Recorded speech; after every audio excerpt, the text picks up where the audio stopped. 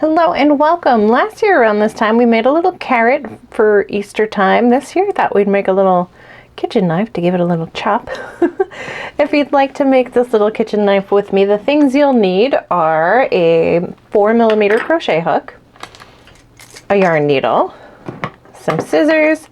You don't really need any stuffing, but if you do want to add catnip or valerian root, you can have those things with you.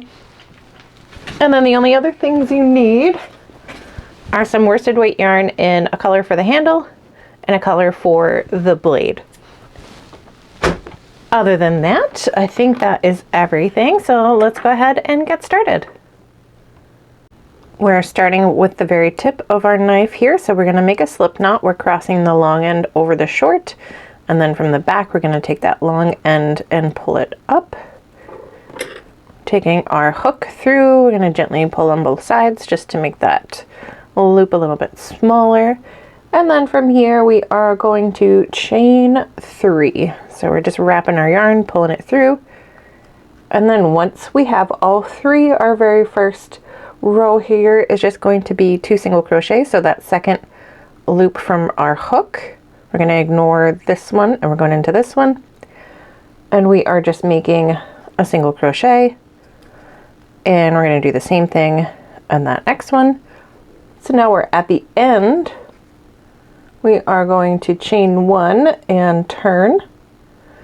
And we are going to single crochet again into just that same 2 stitches. So for both of these first 2 rows, you just have 2 single crochets. And we chain 1 at the end, and now we're going to turn again. This brings us to row 3. For this one, we're going to have an increase, so we'll single crochet 2 into each one of these stitches. So now instead of having 1 there, we've got 2, and we're going to do the same thing on that second one. So we're going in, wrap, pull up, wrap, pull through both loops, and going right back into that same spot. And we'll chain 1 and turn. Now we are on row 4. Row 4 is going to take us from 4 stitches to 6. So our very first one we are going to increase. So we're making 2 single crochets in that outer stitch. And then the next 2 just get 1 single crochet. So we got a plain in the next 2 stitches. And then our final stitch in this row is going to get 2 single crochets worked into it, increasing on the ends. And we'll chain 1, we'll turn. Now we are on row 5. We're going to kind of continue in that same sort of a pattern where we are increasing at the ends.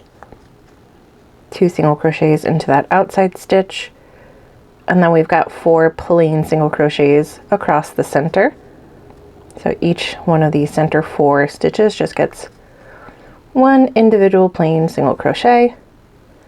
And our last one will be our increase. Now rows 6 and 7 are going to be a little bit different. We're done increasing for a moment. Both of those rows are just going to be plain single crochets. So you're going to go across. You'll have 8, chain 1, you turn, you'll have 8 again, and then we'll get back together for row 8.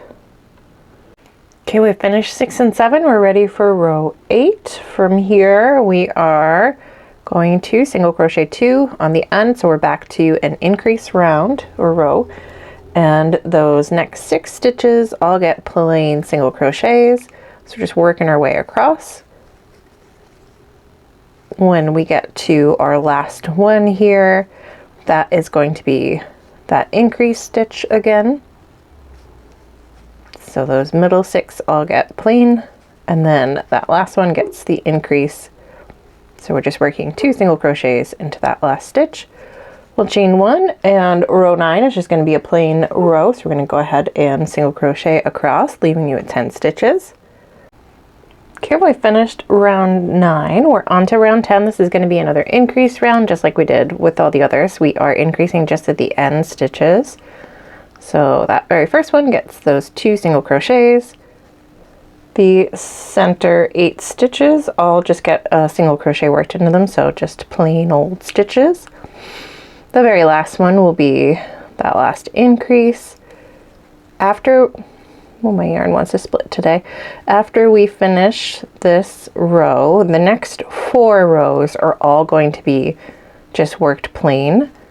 So this is your 10th row and your last increase row. After this, for 11, 12, 13, and 14, so 4 total rows after this, you will have just plain. So this last stitch gets that increase. And as always, we're going to chain 1 to turn. So now we're just working across those 12 for the next 4 rows, and then we'll get back together for row 15.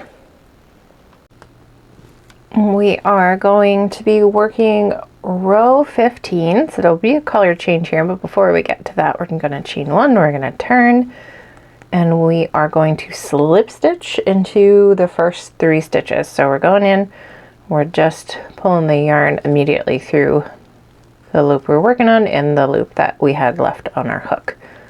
So we're going to do that one more time. And then before we pull it all the way up here, we are going to be changing our color. So your handle color, whatever you want, color you want your handle to be. We're going to take that yarn and tie it onto the silver. It doesn't matter which way you go. We'll decide later when we fold it where we want to pull the tail to, but for now we're just tying it on there. And then we're going to move the handle color over and we will finish that slip stitch. Okay, I actually have a weird little knot where my yarn was joined, so I'm just going to pull my knot from my slip stitch there into this same side, so I'll fold it this way when I go. It doesn't really matter which way you fold it, but if you do find you have extra little fuzzy bits somewhere, that might be your good deciding point. And then the next 6 stitches are going to get plain single crochets. And when we finish these 6, we're just going to ignore those last 3 and we'll chain 1 and we'll turn. And the next 3 rows are just plain single crochet rows across these 6. So now you're just working 6 stitches over, back, over again until you finish the next 3. That'll be 18 rows total, and we'll get back together to close it up.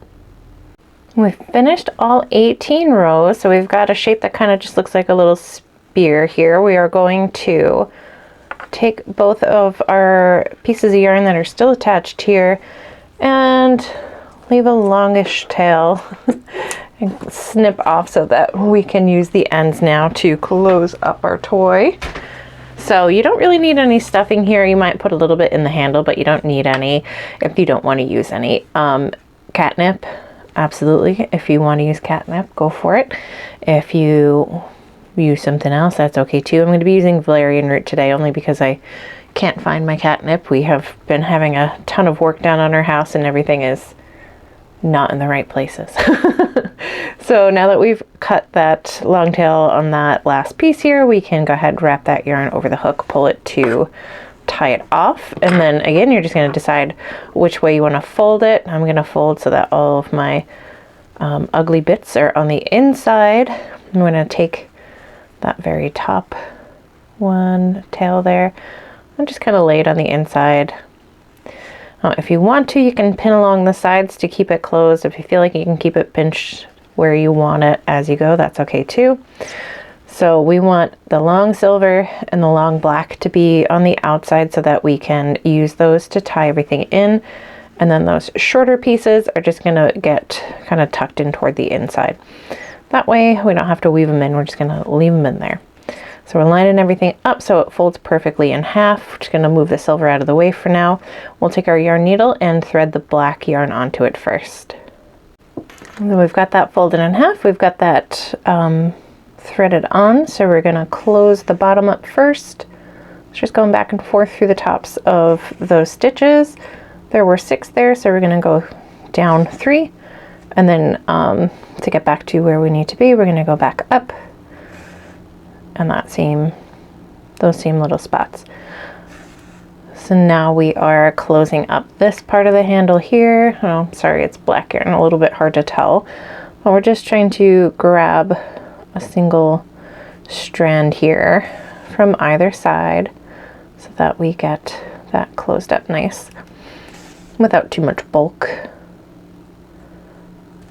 And once we get back to the top, this is where if you wanted to put a little bit of stuffing, you're just gonna jam it into the handle so the handle looks a little bulkier than the blade if you want to, or your catnip or your valerian root. I'm gonna put a little bit of valerian root in there, one, because it's a little thicker and to fill it out, and also, like I said, can't find my catnip.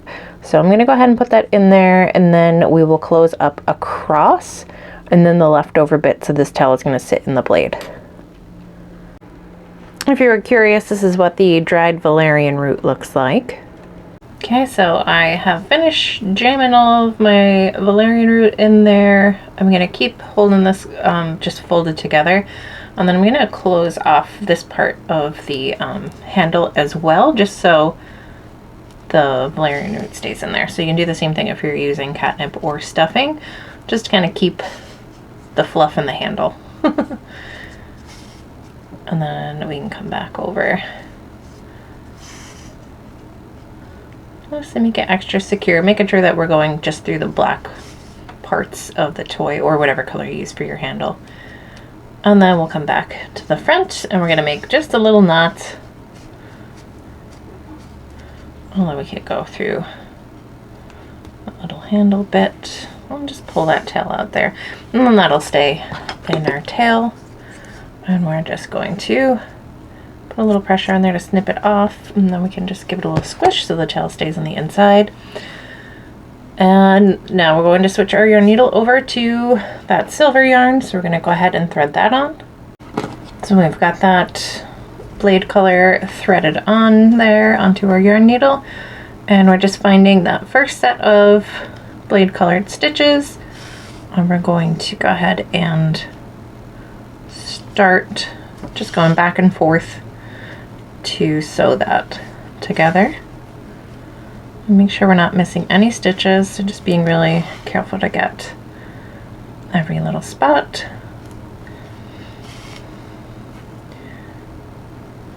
As we go, just make it as snug as we can without making any parts of it kind of puckered, but we just want it to be nice and secure.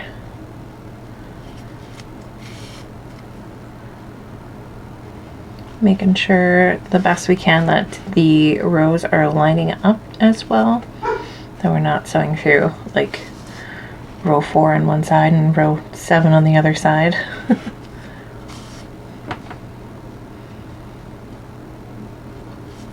Once we get all the way back up to the point of the knife here, we will just be making sure that everything is closed, there's not any holes anywhere along the blade,